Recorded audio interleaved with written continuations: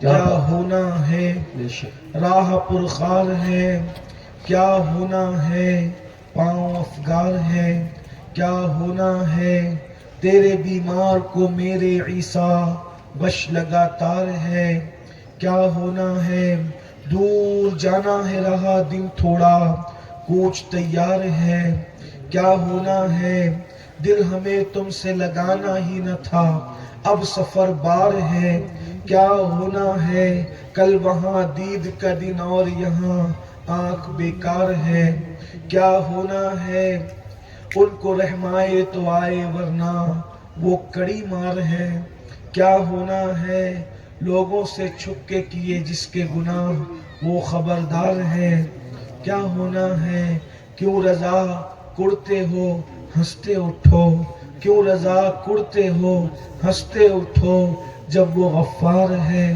کیا ہونا ہے آج کی یہ محفل جو بزرگ جن کے قدموں میں ہم بیٹھے ہوئے ہیں ان کے سراپا قدس کے موقع پر اور یہاں جو دارالعلوم چلتا ہے اس کے دستار بندی کے موقع پر یہ محفل منعقد ہے۔ آپ نے مجھ سے پیشتر ہماری جماعت کے بڑے عظیم عالم دین بے باغ خطیب سے ان کا خطاب سماعت کر لیا ہے، اور میرے بعد انشاءاللہ مخدوم گرامی وقار حضرت علامہ پیر انس میاں صاحب قبلہ واسطی بالگرامی وہ تشریف لائیں گے، اور ان کے بعد انشاءاللہ بریلی شریف کے شہزادے ہمارے مخدوم گرامی حضرت علامہ سمنان رضا عمران میاں صاحب سمنانی میاں وہ تشریف لائیں گے اور محفل جاری رہے گی۔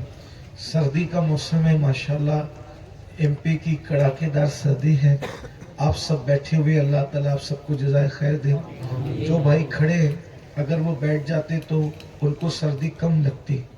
میں کوئی محفل کے تقاضے کے تحت نہیں کہہ رہا ہوں، آپ کی ہمدردی میں کہہ رہا ہوں، کیونکہ محفل کے تقاضے سے زیادہ یعنی محفل کو جمانے سے زیادہ آپ کی حفاظت ہمارے لیے قیمتی ہے۔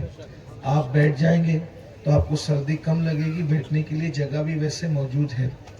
چونکہ میرے بعد ابھی 2 خطبہ کو آپ کو اور سننا ہے، اس لیے میں بہت کوئی طویل گفتگو نہیں کرنا چاہتا۔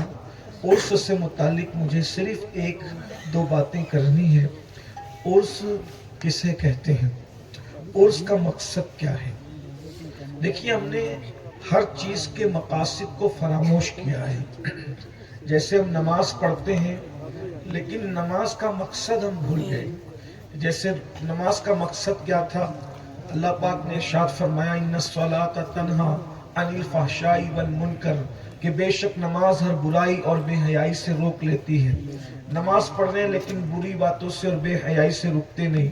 اسی طرح روزے کا مقصد تھا لعلکم تتقون، تاکہ تم متقی بن جاؤ، لیکن اس میں بھی ہم ناکام ہیں۔ یعنی ہر عبادت میں ہم اس کے مقصد کو فراموش کر رہے ہیں۔ جب فرائض میں مقاصد فراموش ہو رہے ہیں، یہ ایک نفل عمل ہے، مستحب عمل ہے، جسے عرس کہتے ہیں۔ عرس کیا ہے؟ یہ بڑا قدیم ہے، اور کچھ لوگوں کو یہ غلط فہمی ہے کہ جب سے مولانا احمد رضا صاحب تشریف لائے ہیں دنیا میں، جب سے عرس ہو رہا ہے۔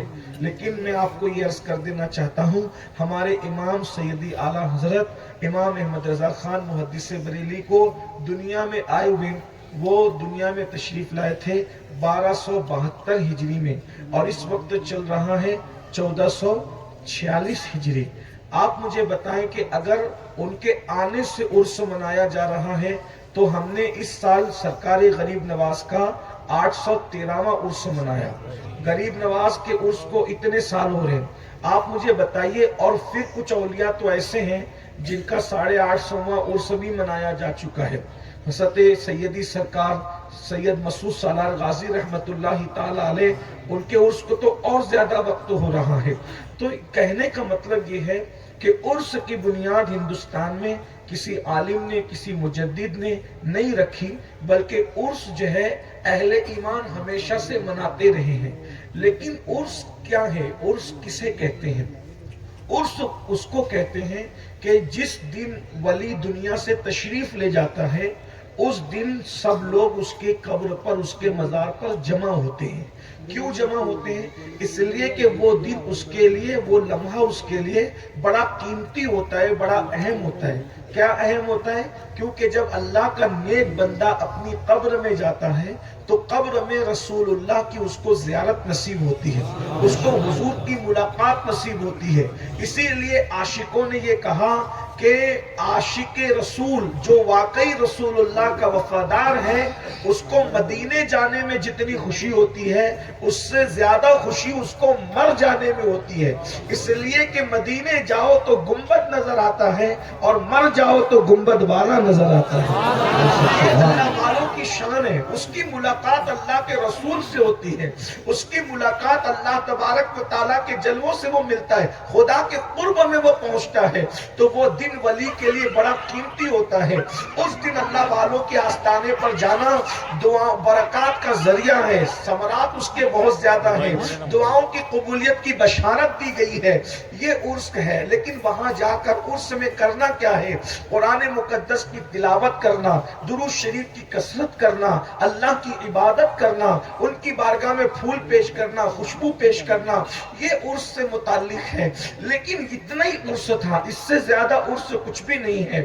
قرآن کی تلاوت ہو، درود خوانی ہو، نعت خوانی ہو، علماء کی تقاریر ہو. تو عرس کا ایک اہم مقصد یہ تھا کہ مسلمانوں کو یہ بتایا جائے کہ آخرت پر تمہارا یقین پختہ ہو، کہ انسان جو دنیا کے انسان ہے جو مر جاتے ہیں تو مرنے کے بعد ان کی ہڈیاں پگھل جاتی ہے، وہ ختم ہو جاتے ہیں، وہ برباد ہو جاتے ہیں، وہ تباہ ہو جاتے ہیں. لیکن وہ بندہ جو اللہ کے لیے زندگی گزارتا ہے اس کی ہڈیاں نہیں پگھلتی، وہ برباد نہیں ہوتا، وہ تباہ نہیں ہوتا، بلکہ اس کی شان یہ ہوتی ہے کہ اس کا کفن بھی میلا نہیں ہوتا، زمین میلی نہیں ہوتی، سمن میلا نہیں ہوتا، محمد کے غلاموں کا کفن میلا نہیں ہوتا. تمہارا آخرت پر یقین پختہ ہو، اور آخرت پر یقین ان قبروں پر آنے سے پختہ ہوتا ہے، مزارات پر آنے سے پختہ ہوتا ہے. مگر ہائے افسوس، میری قوم نے مزارات پر آ کر کے، عرسوں میں آ کر کے یہ آخرت کی تیاری کا درس کیا لیتے ہیں، یہ آخرت کی تیاری کا سبق کیا حاصل کرتے ہیں. اب تو معاذ اللہ لوگوں نے مزارات اولیاء کو ناچ گانوں کا مرکز بنایا ہے. اللہ اکبر. وہ کون سا طوفان بدتمیزی ہے جو اللہ والوں کے آستانے پر نہیں کیا جاتا. آپ سے اتنا عرض کرنا چاہتا ہوں، کوئی کرے، عالم کرے، جاہل کرے، ان پڑھ جاہل تو حضور کی امتی کو نہیں کہتا اس معنی میں، لیکن یہ ان عالم کرے، ان پڑھ کرے، کوئی کرے. صحیح صاحب، استقبال آپ کا.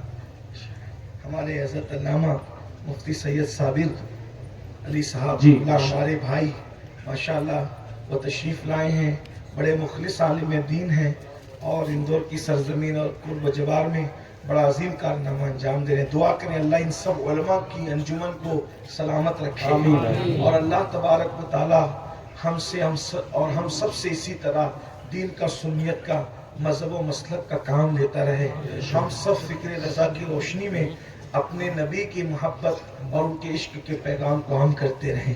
درود شریف پڑھنے سب ایک بار میں آگے بڑھتا ہوں.